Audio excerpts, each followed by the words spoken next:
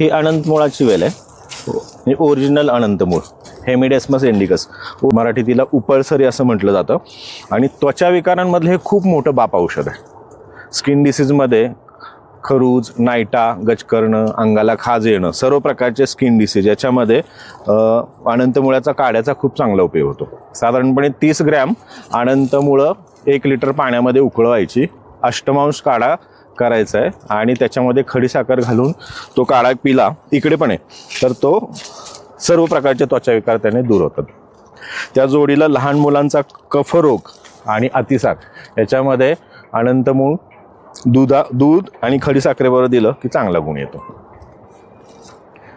गर्भिणी अवस्थेमध्ये आपण हे गर्भिणीला अनंतकल्प देतो औषध, म्हणजे त्याने मुलं गोरी होतात आणि बुद्धिमत्ता तीक्ष्ण होते, त्यांची त्वचेचा रंग चांगला राहतो. आपण क्लिनिकमध्ये जो चहा बनवतो ना, तर ते याचीच मुळं आहेत, अनंत मुळाची, हेमिडेस्मस इंडिकसची. ही माझी अत्यंत प्रिय वनस्पती.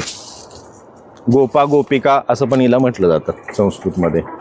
गोपा नावाची जी एक टॅबलेट आपण वापरतो ना, तर ती या वनस्पतीपासून बनवली.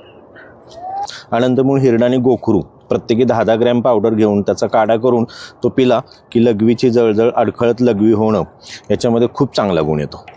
शरीरातली उष्णता कमी होते आणि लघवीची जळजळ कमी होते.